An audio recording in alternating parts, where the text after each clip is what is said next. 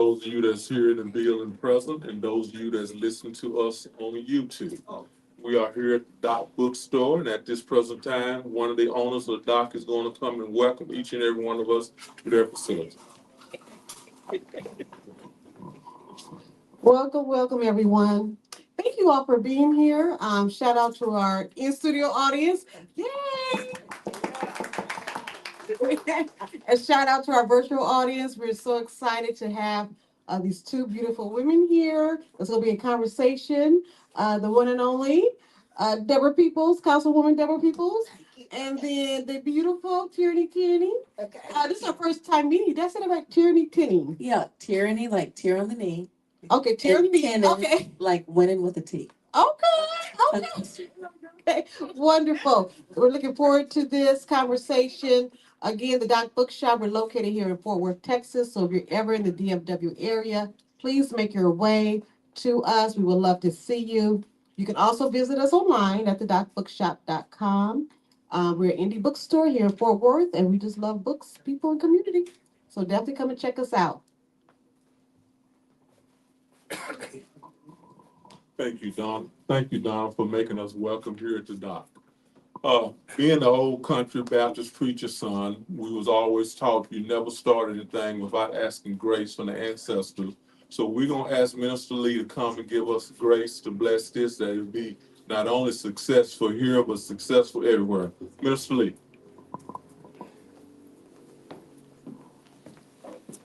Greetings, everyone. Except for y'all two. Could everybody in the audience please stand up? Y'all stay seated. So as my brother said, on behalf of all of our ancestors, the God of our forefathers, we use the proper name Allah. But regards to land, name, or language, we bear witness there is but one God. Okay? So please bow your heads. In the name of Allah, the Beneficent, the Merciful. All praise is due to Allah, the Lord of all the worlds, the Beneficent, the Most Merciful, Master of the Day of Judgment. The alone do we serve, the alone do we seek for aid. O Allah, guide us on the straight path, the path of those thou hast bestowed thy favors upon, not the path of those upon whom thy wrath has been brought down, nor of those who have gone astray. O Allah, thank you for this meeting today. We ask that you bless our presenters. We ask that you bless the hearers of the word today. And we ask that we leave from this place united of one mind, one heart, to go forth to make a change in our world. This we pray. Amen. Amen. Thank you, Minister Lee. And again, I want to thank each and every one of you for coming out this afternoon and those that's tuned in on YouTube. When I came to Fort Worth in '82, I had the pleasure of sitting at the feet of the Honorable Reba Carey, That's right. the first Black school board representative and a former state representative. And he told me and taught me well, along with DeVar Jennings, that anytime someone of color come to our town, we need to bring them to our community. And as Councilwoman Peoples contest that as an individual elected or anointed or appointed, our community is gonna call on you to do everything except what your job titles to do. And I'm sure Councilwoman Peoples have had calls to ask someone to come and get their cat out of the tree, which has nothing to do with city government. Go out of the yard. And knowing how our community works, she has elegantly done that. So we're here today to introduce and present to some the Chief Communication and Community Director for the City of Fort Worth. We're gonna let her start by telling us about herself, and then Councilwoman Peoples gonna take over and go from there. Well, first of all, I am blessed to serve as the Chief of Communications and Community Partnerships for Fort Worth ISD. There we go. You said, There okay, we good. go. Okay. We're good. So, not to correct my friend, but yes, I've been with Fort Worth ISD since June 2nd. Okay. And I came from Cedar Hill ISD. Before that, I was in Irving ISD. And before that, I was in Oklahoma City Public Schools. And then before that, I spent quite a bit of time in television as a morning anchor, weekend anchor, and reporter. So, but I now feel like that I only had to do the news part so I could do this. Gotcha. Well, we are thrilled to have you here, but more importantly, we are thrilled to have your family here. And I know that people may not be able to see who are listening, your family, but I believe that we have to be supported by people who love us so that we can do these jobs. So I want to thank your dad and your mom and your husband. But more importantly, I want to thank your baby for being here because these are defining moments in people's lives. She will remember this. She may not remember it now or appreciate it, but she will remember this. So, Tierrney, we are so glad to have you here, and especially to talk about this extremely important topic. It's about education. I think we just talked for a minute about the elephant in the room. Yeah. So I know you came on board in June, and right after this, we saw the takeover or and I'm sorry, I'm very frank, the unlawful and the unwarranted takeover of Fort Worth ISD Right. by the state of Texas. And so just talk to us about how that has impacted your job and what challenges you've experienced as a result of that. So I'd like to answer it twofold.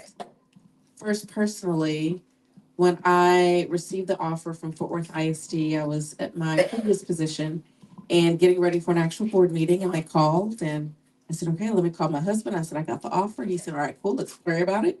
I closed my laptop and went into the boardroom in Cedar Hill, opened my laptop back up and saw Fort Worth ISD has received a letter from the state regarding a potential intervention.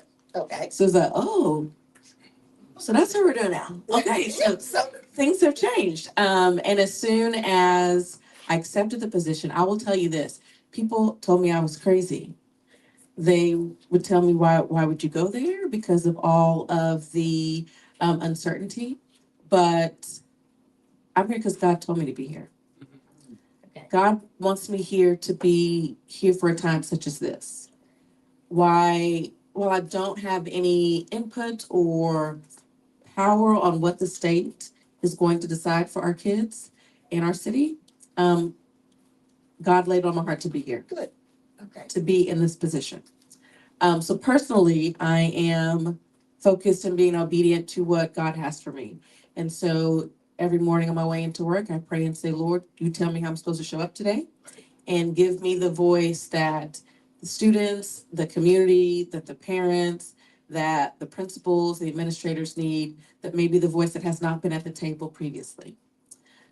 Secondly, my team is probably the busiest of of everyone. We're the ones that are talking closely with TEA on planning the community meetings, sending out the correspondence to our community on what are the ins and outs of this whole process. So we're extremely busy right now from the communications and community partnership standpoint. But I think just as a whole, there is a level of uncertainty and fear for everyone who is blessed to work in Fort Worth ISD. The uncertainty that our parents feel, that our community feels, the people that walk through the doors of every single school, that board the buses to drive our kids to school, there is a level of uncertainty of what is this going to look like now? And so I want our community to understand that the fear that you have of the uncertainty, we feel it too. But each and every day, we have to tell our kids, these are adult problems. The adults have to figure this out. This has nothing to do with you. So we're going to show up every single day and continue to stay focused on our kids because that is actually what we can't control. So I absolutely love you for saying that. So, right now we are seeing this, what I call a war between public and private schools. And so Fort Worth ISD is a public school institution, and it is dedicated to educating those students who are in public schools. So I know that one of the things that we've done is we've lost funding. I'm a product of public schools, so Me too. I'm a public school proponent. So knowing that that's an issue and we're seeing an exodus of students from public schools, how do you play a part in reassuring parents that their children are going to get the best education? The one thing that I will say is I don't think the choice is bad. Okay, I think that parents have the responsibility and should have the opportunity to make a choice. okay, My role in the communications and community partnership department is to make sure you have an educated decision okay. so that you know all of the options available within Fort Worth ISD. Now, if you continue to choose someone else or another district, you have that choice. But I understand the responsibility that I have to make sure that our parents know what options are available and the benefits of coming to Fort Worth ISD and public education. So I want to say that first when it comes to choice. Um, the challenges of just the way that the educational landscape is these days. Number one, we don't respect education as we should. Um, the fact that you don't see people that say, I'm going to go and just start a hospital. I'm going to go and open a hospital. But everyone thinks that they have the tools, the knowledge to teach and prepare students and young people for the road ahead. It is an art. And until we understand and respect the fact that it is an art, we will never be able to move forward. We need to respect education and teachers as a whole differently than we have been. Secondly, the role of early childhood. When you think about when you're first born, you're able to learn how to walk, talk, hold your head up, crawl, a whole new language. That sponge of a brain that happens when you're first born, there's a huge missed opportunity there that our state and our community may not see the real importance of it. So before they even come to us, what has happened before they even come to us to prepare them to come for us? Because so oftentimes they will come and they will come behind before they even come to us. And then it's us trying to get them caught up and looking into our community to make sure that they're caught up. And so, as a community as a whole, we have a responsibility from birth to beyond to support the mothers, the fathers, and the children in our community. Oh, I love you. So you're taking me all Okay, these girl. wonderful. I keep thinking of what questions next, and you just lead into the next question. As the daughter of a public school teacher, okay. So you talked about what I consider early childhood learning. Yes. And I know that Fort Worth ISD has early childhood learning programs. And so, how do our parents or somebody who's listening on YouTube now who has that small child, how do they start to connect with Fort Worth ISD and tell us about the programs? So we actually have a robust amount of early childhood programs from pre-K to kindergarten, and we're going to do a big launch starting January 1st, Good. Okay. way ahead of when the next school year starts, to make sure our parents know what's available, what you need, and how you can prepare your child for pre-K and beyond. And so if you visit the district website, fwisd.org, look at the pre-K and early childhood programs, you'll see a list of opportunities that are available to our families. Our elementary campuses actually offer a full day, robust amount of early childhood programs, which is great. I always tell people, I think daycares, there's a place for daycares, there's a place for grandmas and grandpas, and I love the time when I spend home with my grandmother watching The Young and the Restless, but which was amazing. So we all got that. We all got that. But there's something about pre-K and early childhood where you're learning how to behave in the hallway. Mhm. That it's not just coloring, that it's not just talking to your friends, but you're actually learning the behaviors to actually prepare for kindergarten, first grade, and beyond. And so, what I would tell people is to talk to your neighbors. So, oftentimes, moms know what fits best for their child. And so, when you're looking for an early childhood program or a school, you know your child better than anyone, right?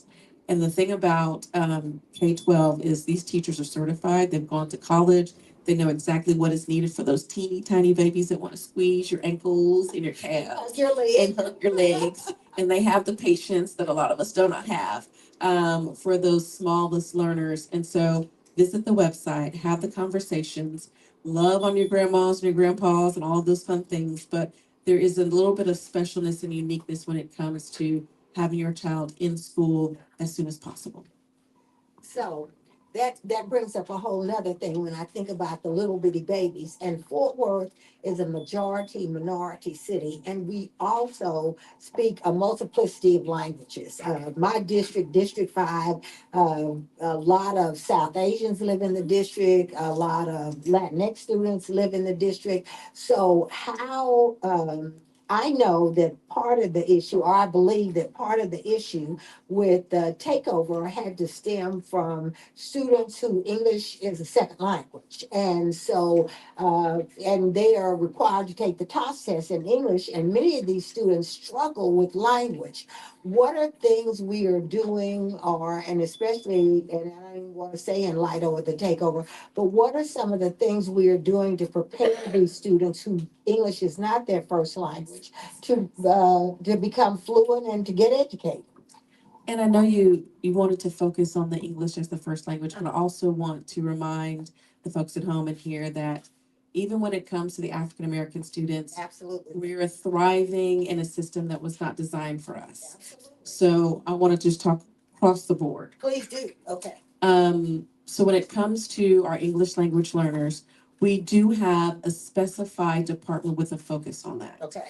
to provide the students and the families the tools that they need, from testing to actually find out what type of assistance and support do you need. Okay. Because so oftentimes when they first come into the country and they first come into our school district, you first have to teach them your address, your phone number, all of those things. So before you even get to start teaching them how to read and write, just the life skills. If they get lost on the street, do they know their address? Do they know the inner workings of how streets work and the east and the west and all those things? So when we're able to have newcomer academies and those immersion languages and those immersion programs, that really helps with our emergent bilinguals. And then partnerships within our African American community, they're able to mentor. We've got an awesome partnership with Pastor Sultan Cole with Read to Win. We've identified schools with a high African American population and students who really need intensive reading instruction and literacy, and identifying and training tutors to come in and read to those students and have the students read back to them. And so knowing that the system, while it was created, was not created with us in mind, but now we've got to do right. And so when people think about what should be done for our kids, a lot of the motions are in place. But to be honest, we should have been doing this for a while and we have to do more. Good. Well, so you just talked about some of these programs and these partnerships. So how do we get more communities of color engaged in them? I mean, when I go, and I speak a lot at schools, and so when I go to schools now, especially in my district, I see tons of parents who don't look like me, and there'd be maybe one or two parents, African American parents in there. So how do are we doing any outreach to reach out to those parents to get them engaged and to get them involved in their children? And first, I'd like to say we're doing a lot to reach out to families. Okay. Because once you really dig into our makeup of our school district, a lot of our students are being raised by grandparents and grandfathers. And so when we just say parents, we like to say families. Okay. Because especially in the Hispanic community, it's a household full of relatives. Mhm. And so we want to be able to engage with our families.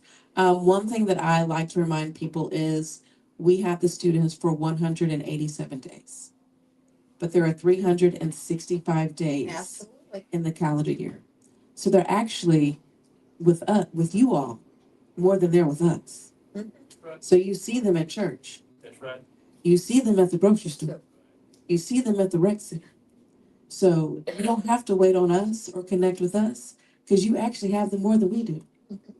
And so come to us if you want to find the partnerships and the opportunities, but they're with you. And when you see somebody and you see someone that needs help, and places like the Doc Bookstore, places like the rec center and the community centers, where our kids are in the summers, on the breaks, on the weekends, knowing your community, partnering with the churches, that helps, because when you really think about it, the impact that you have is far greater than we have because they're with you more than they're with us. But one of the things that Dr. Molinar tasked me with, my title is Communications and Community Partnerships, because she saw that we're not doing a very good job of that. And in all of the other positions that I've worked in, I've done community relations and started groups. And I was surprised that we don't have an ambassador group in Fort Worth ISD where we're able to bring community members in to learn about the school district. We don't have an over 55 community group. You know, the people that came through Fort Worth ISD, now they're removed from it because their kids are probably grown and maybe their grandkids go there, but they don't feel that connection. So we don't have those types of community connections that we're now starting. So I was really excited when I got the position, and that was a piece of my responsibility, is to find ways to partner with the community. But you first have to define what a partner is so that you can recognize and also appreciate what they've done. And that is whether you're giving your time, talent, or your treasure. From your time if you're volunteering, your talent if you're mentoring, and your treasure if you're giving us an in-kind donation. And so working through all of those systems and programs and what that looks like is really my focus this first year. Wow, this is exciting. So for those of us who are sitting here in the audience, or if you're listening on YouTube, how can someone get involved? So you told me you're doing this outreach, so how do I get involved? Okay, so one of the responsibilities that I'm blessed to have is oversee the website and also our social media pages. And so if you're not following Fort Worth ISD on Facebook, on Instagram, even on X, please do so. We also have a very active following in LinkedIn. That is one way that we're able to connect with people who do not have children in our school district, but may live in the community. Also, my email address. I check my email very regularly. Okay. And if I don't, my secretary does. So And you when she want to does share it, that? Can I'll you share yes. that with us? So, and if someone can put in the chat, that's fine too. Okay, all right. My first name, Tierrney, Tierrney .Tinnin, TINNIN at fwisd.org. We just hired a new director of community partnerships who just started on Thursday actually. Okay. And so I'm looking for all of the different partnerships and people that want to come to the table and have a vested interest in our kids. Don't be about self, but be about kids. So email me, look us up on Facebook, and go to our website. I'm happy to connect with you. So we talked some about parents and grandparents and the community, but so how do you communicate with amazing teachers who are in the system, who are frankly very confused right now about what's going on? I mean, what kind of outreach do you do with our teachers who are manning the front line? I know people say, you say we only have students for 187 days a year. Unfortunately, many parents think that that's your responsibility and not theirs. And so we have teachers right now that feel beleaguered and confused about the takeover. And so how do you reassure them and reach out to them? Well, one of the things that I've noticed since I've come on board is we've really had an internal communication problem. Okay. Just from the standpoint of making sure we're able to tell our staff, or I like to call our family first, what is coming and the why behind it, and then sharing it with the media. I think previously the focus was let's make sure the media is aware without taking care of family first. And so we've implemented new weekly newsletters that are just for staff that provide updates so that they know exactly what are the things that are coming down the pipe from Dr. Molinar, curriculum and instruction, safety and security, and even communication. So that's one big thing. And actually, was able to take over the District Employee Relations Council. It was previously under legal counsel. They actually oversaw it, but I felt as though with legals taking the helm, maybe staff would not feel as comfortable to be as honest. And so because it is a two-way communication tool, I told Dr. Molinar, I want that. Give it to me. And she said, absolutely. And so those are some new things that are coming down for our staff. In regards to just the uneasiness of the takeover, I want to tell our staff that, as I said before, these are adult issues, right? And the one thing that we can control is how we show up for our kids. And I've been extremely impressed with the resilience of our teachers. I know that they go to restaurants and they will easily have their badge on and someone will say, oh, I'm sorry, are you okay? Because I get it too. Yeah. And you are okay. You are okay because our kids need you to be okay. And you're showing up each and every day. And you're doing it because of the care and compassion, and you understand the magnitude. You understand what can be done in that 187 days, and you don't take it lightly. So we get information as soon as it comes down from TEA, and we We follow their marching orders. If they need something from us, I'll tell them we did not pick the date, the time, the location for those input meetings. We simply provided them with the space and fulfilled their request, and then made sure that as many people as possible could come. And so I would tell them to stay informed, stay on the TA website, have those updates, but most importantly, show up for the kids, because more is caught than taught, and they're looking at you for peace, for some stability, and you all can do it, and you have been doing it. I love that. So now I'm going to move back to the takeover now. And so how much does your office have to do with, I read an article about the Board of Governors and that they've extended that period for people to apply to be on the Board of Governors. Does your office work with sending communications out about that on, and if somebody is interested at this point in being on the Board of Governors, and the Board of Governors is what's going to replace the school board. That's what's set up to replace the school board. They had opened applications, and I think they said they had like 800. In progress. Yeah, okay. Yes. At least 800 people have started the application process to serve on the Board of Managers. So It's Board of Managers. I'm Yeah. sorry. I keep saying Board of Governors, but Board of Managers, okay.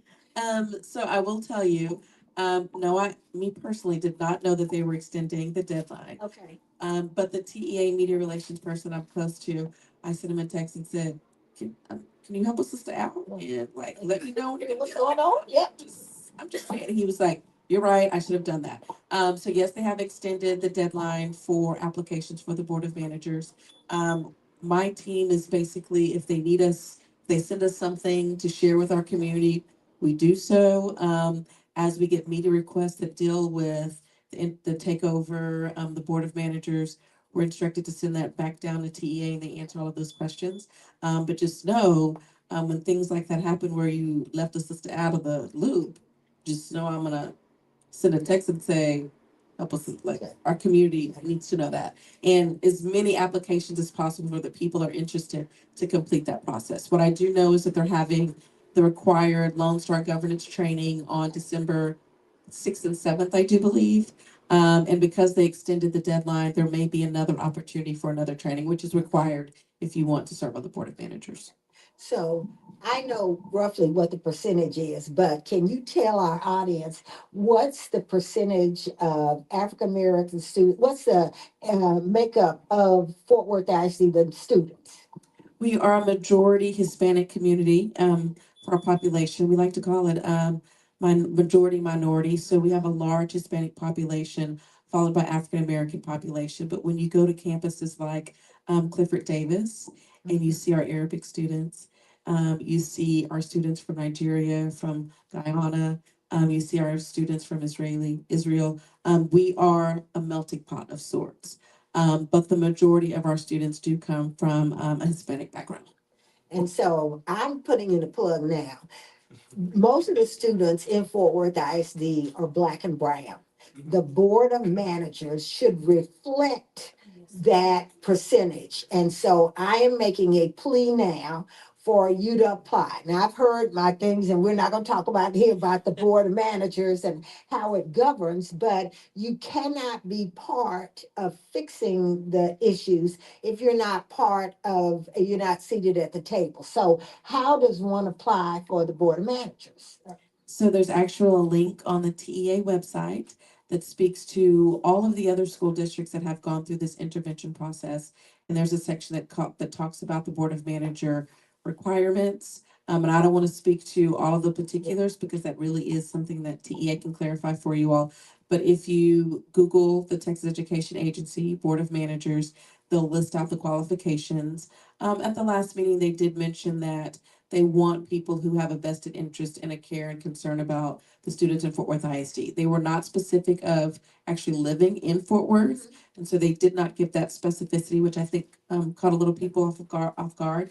But they want someone that has a vested interest in Fort Worth ISD. So I'm with you. I would encourage people, if you love your community, if you love the kids that walk our hallways, do your research and consider applying. Good. So hint, hint to everybody out there, go to the TEA website and you need to go in and apply. They need to have as so many resumes from folks of color that it becomes a problem for them. So I'm asking that you do it now. So Mr. Starr, have you applied? All right, very good. He nodded yes for those at home that can't see it. That's right. So he nodded yes, and so we have got to do that. So probably, so now we're going to go to personal things. So what is, if you had to say the top three things when you took the job, you came on board, what are the top three things that you think we do well in Fort Worth ISD? And I know you've talked about internal communications as one thing that we could do better. So a couple of things that we might be able to do better. Okay, so I'd say the top three things. I've been here since my first day was June 2nd. But I did spend a little bit of time back and forth in the month of May. I will say that in comparison to some other districts where I've worked, I do believe that Dr. Molinar is not asleep at the wheel. Okay. She has recognized the needs and has been put in place to, has been in the position since, officially, I think since February or March, but has really been deliberate and strategic about what needs to be done. Her focus on literacy, I think, is a game changer. So one thing that we're doing really, really well is a focus on literacy, because first you learn to read, then you read to learn. And so that is important. Making sure that reading and literacy is interweaved with everything that we do, I think is really, really good. Secondly, I think we're doing a really good job of recognizing that we have not done well with community partnerships. Okay.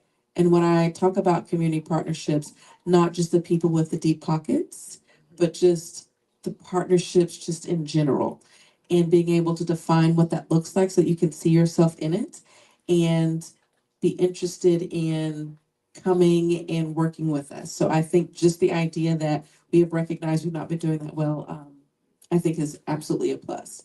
And then I'd say third, before I got here, I heard that transportation was a concern. But I think it's gotten a lot better this year. I think we've gotten a new transportation director who is really about culture, accountability, on time, stops and starts. And so I think transportation has really improved for our students this year. Well, I like to hear that. So the other thing that I'm going to do is, Mr. Starr, are you ready to take questions from the audience? All right. So questions. Do we have any questions from the audience that people want? Because we can talk all day. I mean, this is something that's near and dear to me, and I can keep asking questions. But are there any questions that anybody in the audience has that they'd like to ask? I'm really not that interested. Oh, you are very, very interesting. Well, and let me just tell you something. The education of our children should be of interest to everyone. Absolutely. And I who have adult children and who have grandchildren now, know that I am depending on the students that are sitting in the classroom now, right now, to take care of me. And I used to say in the next 20 years, it might be the next 5 years. So, but so I want to know, let parents know how they can get involved. I love the fact that you talked about grandparents, because so many of us do have an impact on our children, on our grandchildren's lives. And so if people want to get involved and engaged, there are things like PTAs that they can go to and participate in those Dunbar things. Dads is a big deal too. The Dads at Dunbar is Yes, excellent. absolutely. I told someone I participated in that back to school activity. And so one of the things they do is they give students, and I didn't say young women, they give students who are coming to school roses, and to see the look on their faces, and not just young women, but young men, to see that they are valued. And when they walk in there and get a flower and say, welcome back to the first day of school. And so that's important, but also PTAs are critical. I was just at Sunrise Macmillan Elementary, and their teachers, along with the PTA, did an amazing job of doing a fall festival, and to see that the children are appreciated and loved on is just extraordinary. So there are all kinds of local ways for you to get involved. involved. Yeah, and I would tell the parents and the grandparents and all of the folks, just don't be hard on yourself. I'm a mom of a 9-year-old, and it's so easy for us to be hard on ourselves when it comes to balancing work and life and motherhood and all and fatherhood and all of those things. So don't be so hard on yourself. Show up each and every day for them. Support your school, support your child, and make sure you're taking time for yourself so that you're able to enter into the environment with your child with the best woosah moment that you can with a clear mind. So And support is not always, doesn't always mean being there, but just telling them that they look pretty on that day. They look great on that day, or they are so smart. And just little things. You know, I like to go in schools and when I tell to, I go, oh, you look good today. I mean, it's just those kinds of little things that help. But yeah, every time I go into a campus, I make it a point to find myself in the school. There's always a little brown girl with pigtails and her hair is in little plaits that I yeah, can see myself in the elementary school. There's always a middle school girl with a little bob and her little curls a little harder than maybe she wanted to be because her mama did it. And then in high school, there's always someone who has ambition. I was very ambitious in high school, wanting to get to college because I knew I wanted to I wanted to have an impact and give back to my community in some way. So I'm always able to find someone in every campus that I go to that reminds me of myself and reminds me that there are people like me in these classrooms and walk in these halls every day. And so we have a responsibility to show up for them. oh, I love that. Find yourself. And Find so yourself in the classroom. I do this all the time. When I go to schools, I tell my partner, I said, boy, I just saw you today. Because he is brilliant and I can see, I find the most mischievous looking student in the Did you class. say mischievous? Mischievous. I mean, you could look at that face when they kind of cock that head to the side, they're going, is what she's saying really true? Or how am I going to challenge that? And I love that. But I tell them every time I go, I said, I saw you in school today. I saw you. So that means that child has a bright future ahead of them. So I love that. Find yourself. Find yourself. Find That's right. yourself. Find yourself when you go to a campus. Another thing I would say is we all have a village. It takes a village, right? Not just to raise a child, but to go in and do the work each and every day. You've got to have the people in your corner whom love you that you love and will shoot it straight as well. So I'm thankful to have a really strong tribe.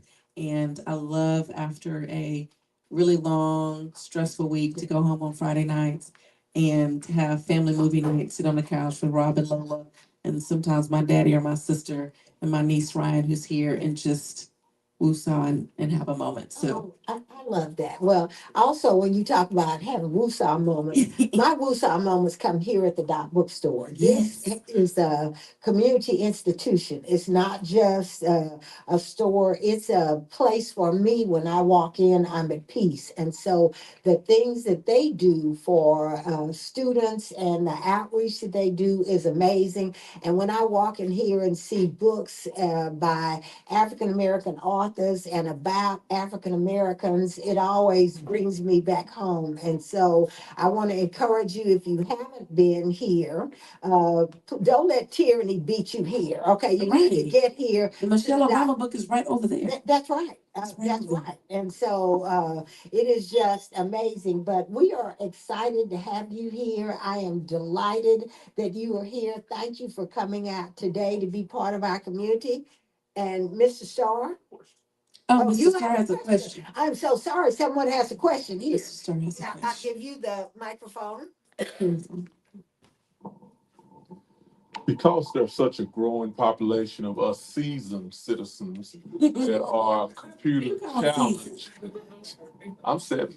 Oh, That are 45. that are challenged.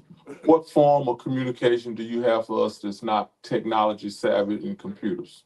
So our office is at 7060 Camp Bowie, West Camp Bowie.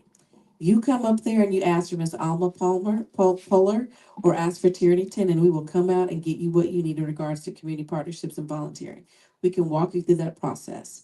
One of the things we've been able to do for Read to Win is actually have on-site trainings that are in person, not virtual, helping them understand the importance of literacy and how they can come to the table and help our kids. And so come to 7060 Camp Bowie, come ask for me or Miss Alma, and we will get you connected and let us know how you want to help and partner. You just brought up another thing. You talked about Read to Win. Tell us what Read to Win is. Okay. Okay. We know how to get involved now. We're going to come see you and Miss Alma, but what is Read to Win? So Read to Win is a partnership that we have with Pastor Sultan Cole Okay. and several different African American churches in this community. And they work with us to identify reading coaches. Okay. You sign up to be a reading coach, and then you work with us to actually provide a training on what to look like to be a reading coach in regards to phonemic awareness, phonic sounds, and how to be encouraging as well as resourceful and hold these babies accountable in regards to literacy. Okay. And then we're able to connect you with a predetermined child. We get the parental permission. We let the parents know your child would really, really benefit from a one-on-one tutor from the community to come in 30 minutes a week, once a week, to sit and read to the child, go over those phonics and those sounds, and have the child read to them to build that confidence in reading. And it's something that we do from the start of the year all the way to the end of the year. And so there's some key campuses that we're really, really focused on that need that intensive partnership and those volunteer hours for those people to come into our campuses and really serve as a mentor and a reading coach for our kids. And so it's been a joy to work with Pastor Cole and his team for Read to Win. They're pretty active in Crowley, and they were they were gone for a couple of years here in Fort Worth ISD, but back better than ever now and helping the kids as we speak. Well, and that this is the last question. Okay. Are you sure? Yeah, I'm sure. But I worked just had the honor of working with a group about dyslexia and reading problems. And have we integrated any of the work with the Dyslexia Foundation into the schools?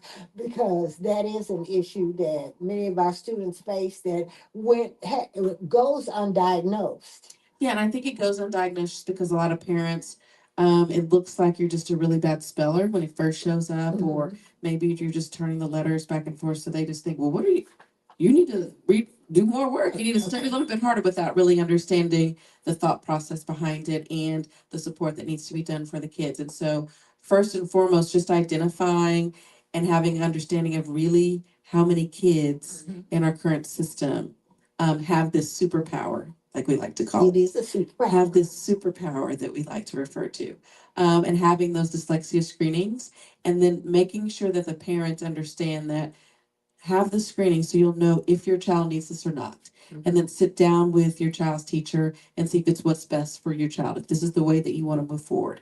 And so first having that dyslexia screening, having those teachers on board to train not only the kids, but also the parents of what to look for, because as parents who have students who have dyslexia as their superpowers, the way that we approach things should be a little bit different so that the student is gaining confidence when it comes to reading out loud, just having a joy for reading. So it doesn't feel like it's a punishment because they're seeing things a little differently, and it takes a little bit longer for them to actually be able to comprehend.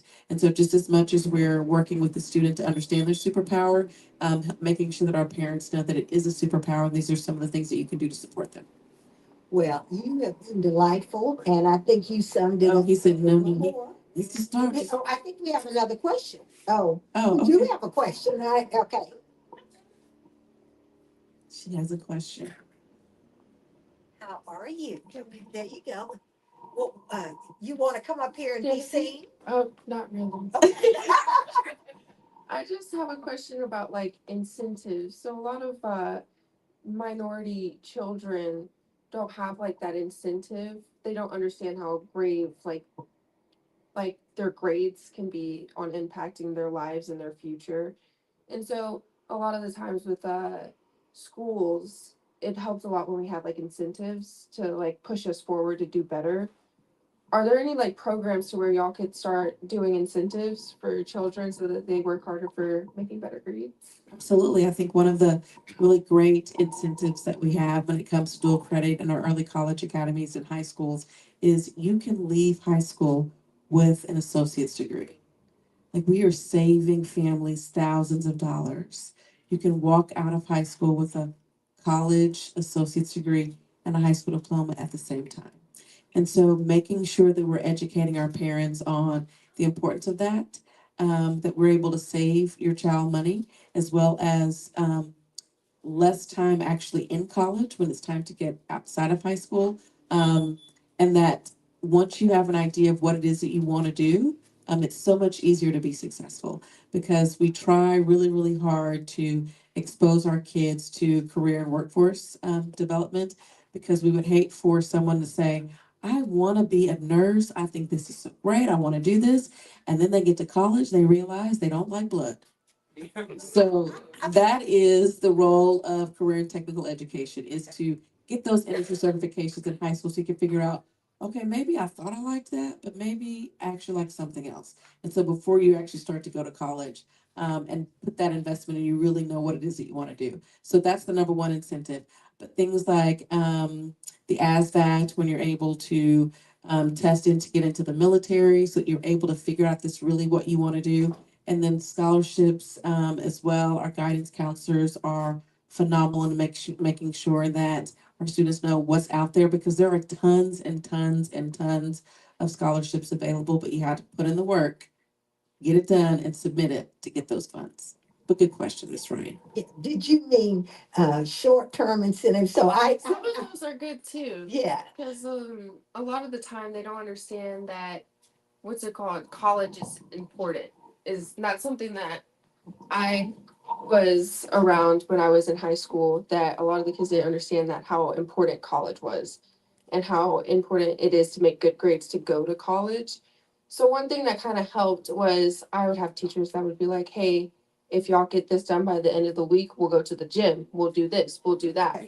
And stuff like that, like short term ones. Or my mom used to give me about like $20 per A, which made me work really hard to make sure I kept A's. So just like incentives within the school, which would be really nice.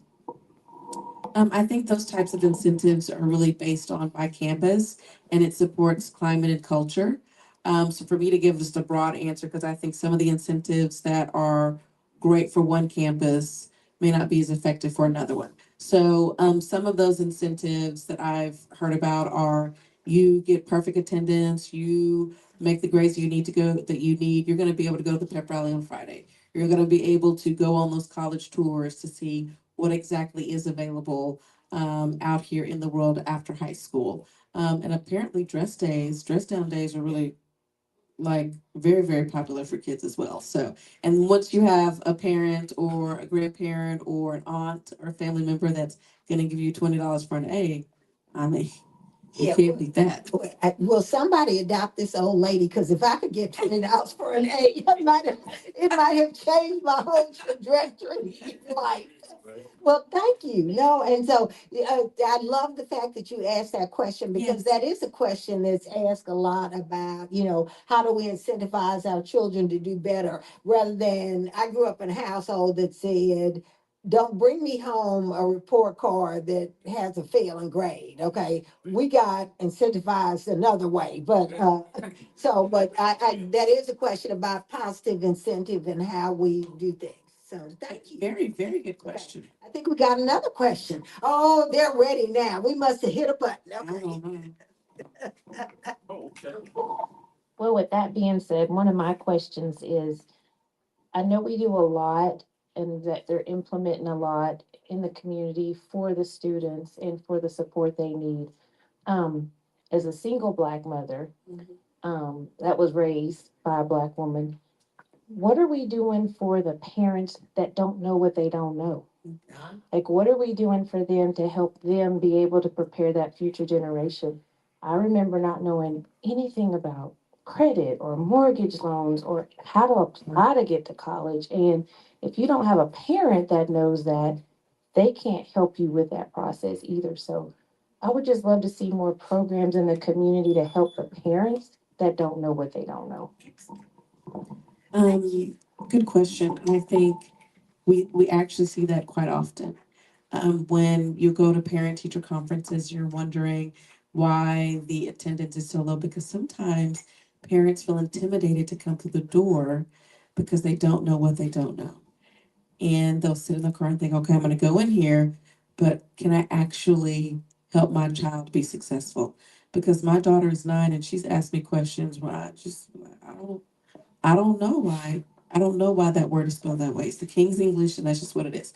And so oftentimes you have parents that are intimidated to come through those doors because they don't know what they don't know. And that is where we have to lean on our community to help us through that. And that's why you have to have those community partners that you're able to talk to and say, we're seeing this type of need. How can you help us? They may not want to come through the door, so can we have this at the Doc Bookshop? Because we know that they'll come there. And I will give you all the paperwork and the handouts that you need. They don't even have to know what it is and it's coming from me, but they need it. And so taking it even sometimes off of the campus and back into the community is very, very important.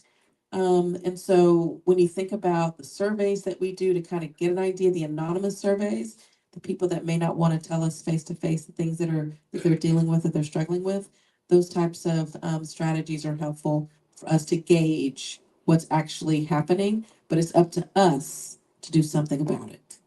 I hate to have a survey and we know the information and the data, and then we just sit on it and do nothing about it. Hold us accountable to that. If we send something and ask for your feedback, expect to see some action afterwards. I love that. And I love what you said.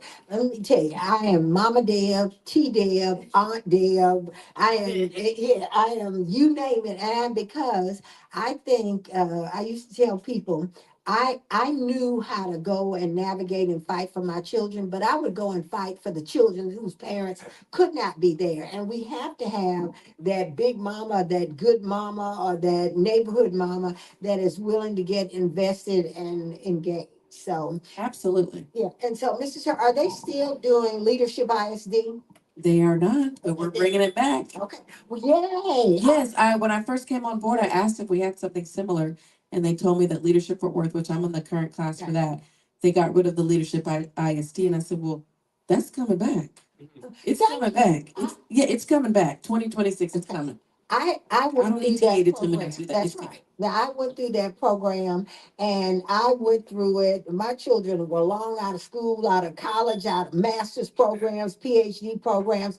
But I realized that, and I'm saying this to parents now, these children are all of our children. And so you don't go, once your child graduates from high school and you think you're through. No, all those children that are in school belong to us. And so I went through a cohort about 8 or 9 years ago, and I was probably the oldest person in the cohort, but I wanted to know what was happening with our public schools, because I need somebody to know, even though President Trump, you say nursing is not a professional degree, I need somebody to know how to measure correctly when they're giving this old lady her medicine or giving me a shot. So I just think, those things are important. So I'm glad to know it's coming back. Absolutely, absolutely. I've already met with Mr. Marlon Masterson. Okay. We talk about Leadership ISD, and I know it was in one organization before, but from the Fort Worth ISD perspective and the Community Partnerships Division, it's coming back. Okay.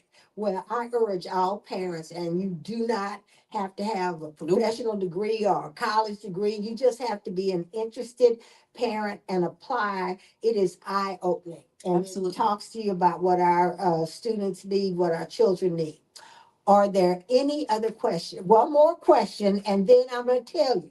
Tierrney's family is here, and they she's not gonna ask any more That's questions. right. That, And Lola says, I need some quality time with my mama. She may belong to Fort Worth ISD, but she is also my mama. And so Lola, you have been patient, and we are going to get your mama out of here. So, Mrs. Starr, you can wrap us up.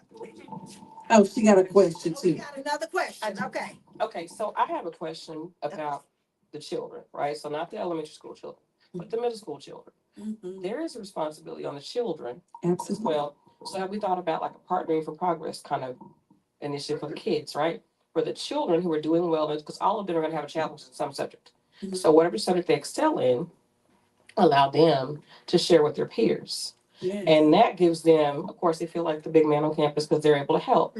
And then, but they also are going to need help in something. So you partner them with somebody. So there's this kind of relationship that you're building with these children, and they understand there's a responsibility on them to also be engaged about their education. It'll show them how important that piece is. So we thought about doing something like that for the kids. I actually love that idea because we often struggle with how to engage with our middle school kids because a lot of the community will say, oh, we want the littles, the cute little babies. Yeah. Or we want the ones in high school because they're going to help us with the careers, and the ones in the middle kind of, have to, like, have you forgotten about? We do have middle school kids. So I actually like that idea as another opportunity to really engage with the middle school kids because they're at that age where they want to be treated as older, but they still have some elementary ways. And so maybe some of that peer-to-peer mentoring would be helpful, but good idea.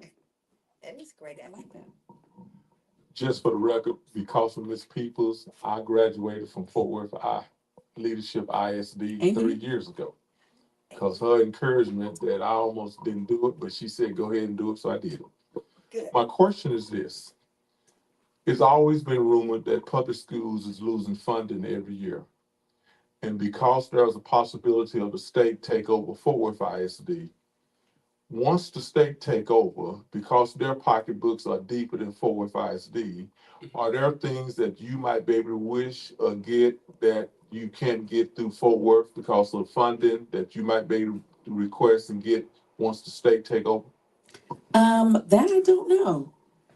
I have not seen any, and I've not done any research on how that has been approached in other districts that have been dealing with the intervention. But one thing about Fort Worth ISD, we're not alone with budget deficits. It's a thing that's happening across the state. And a lot of it deals with how the state calculates funding. And I don't know if everybody knew this, but there is a date that they select every year. This year was October 31st. And they take that date, right? And they look at how many kids were on school on that day. And they base your funding off of that day. Off of that day. So if 4,000 kids show up on after Thanksgiving, we do not have the funding for those additional 4,000 kids because they take that snapshot date is what it's called. And so oftentimes kids will come back in January, but we set our budget for this amount of kids, and then the state gives us funding based off of that one date. And so there has been a push and conversations about not just basing it off of that one day or the average daily attendance, which it's this mathematical equation where we not just take the number of kids we have, but the percentage of the time that they're actually in school and how they're coming to school each and every single day. And so when people talk about the funding, we've not been at the place to change that funding snapshot date, but the better percentage of attendance, daily attendance that we have, the better it is for us for funding. And so parents, we will feed your baby. We will love your baby. We will take care of the baby. We will educate them. So just bring them on to school. Just bring them on to school. They can't learn unless they're here. But so I don't think a lot of people understood that snapshot date and how the funding in the state of Texas actually works. And there's been some legislation talks to actually change that. And so what it means from the TA perspective and the intervention, I'm not really sure what that funding is going to look like. But one thing that I can tell you is when your kids are at school, it increases our funding and increases their possibility of being prepared for life after high school. Amen. And then I would say the final thing, and this is from me, not Tierrney, because I don't, she's got the What are you job about to say? represent Do I the need to school get district. But let me just tell you, I talk a lot about the miseducation of the Negro. If you've never read Carter G. Woodson, you need to go and read that. Our public schools are the primary source of education for children who look like me and Tierrney. And if we don't get involved and engaged, who do you think is going to suffer? It's not going to be other communities, it's going to be our community. Because when America sneezes, we're the ones that get pneumonia. We have got to get engaged in fighting for public school education and in fighting for our children. So I'm going to close it by urging you, we got to support our public schools. And that means you need to be involved and engaged and volunteer. And if you only have 1 hour a month, do something positive with that 1 hour a month, and go to things like Leadership ISD when they do them. You don't have to be a PhD scholar. I'm not that.